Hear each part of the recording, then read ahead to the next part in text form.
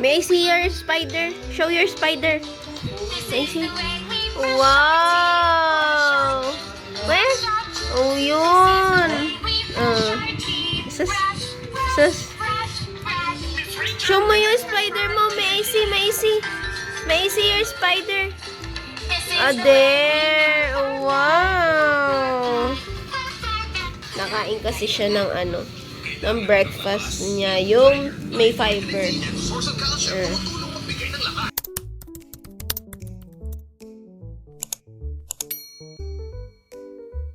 Hello everyone! I am back again with another video and welcome back to my channel! Nanonood kasi yun ako sa likod. Ayun, no?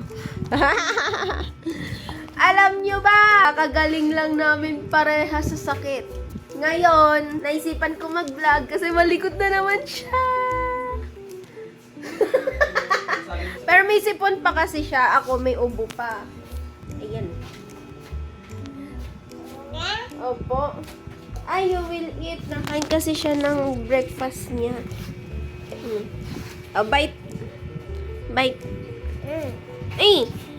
Bite na. Ayaw na. O, di wag.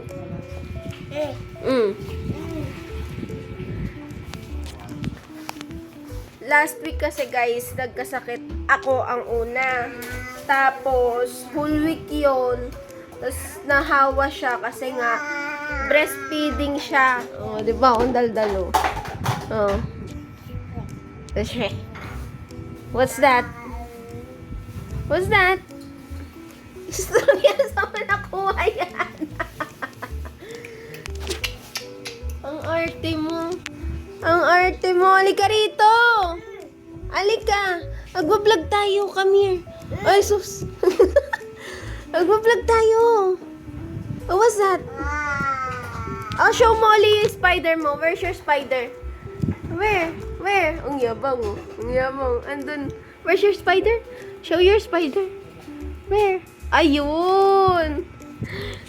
Tapos kasi, last week yun, nung gumaling ako, siya naman yung tinamaan.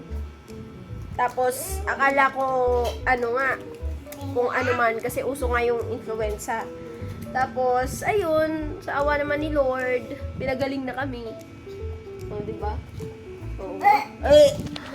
Ayan na uli siya. Pero isang linggo din yan, hindi ganyang kalikot. Baby, come here! Nak, what's that? What's that? Tapos kahapon, kaya siya may Spider-Man. Show mo nga yung Spider-Man mo. Where's your Spider-Man? May Spider-Man siya sa hands niya kasi nag-trick or treat siya sa office. Supposedly talaga, hindi ko siya dadalhin sa office kasi nga may sipon pa siya.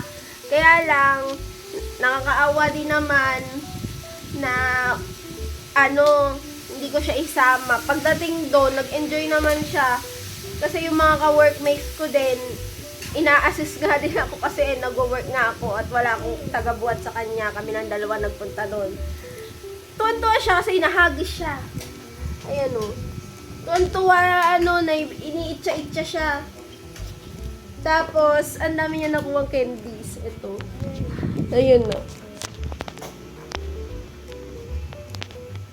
Ayan. Tapos, meron pa nasa rep. Tapos, meron pang nandito sa bag na to. Basta madami yan o. Puro candies yan. So, kasi, second year na ni Caleb na nakipag trick or treat sa office. Ayun, siya na yung pinakamaliit dun sa batch na yon kasi halos lahat ng bata na pumunta doon is around 7 years old tapos 9, 10, ganon. Siya yung pinakabunso. Siya. Kaya pagka naglalaro yung mga bata yon, siyang pinaka naiiwanan kasi hindi pa naman siya pwedeng habulan sa mga ate niya doon. So, kakatuwa kasi second year, nandun uli siya sa office, naki-Halloween. Tapos, this Christmas, makiki-Christmas din naman uli siya sa office. Ayun lang, that's an update sa vlog kong ito. Kasi sabi ko nga sa inyo, magbablog ako ng magbablog na pang-upload dito sa channel ko.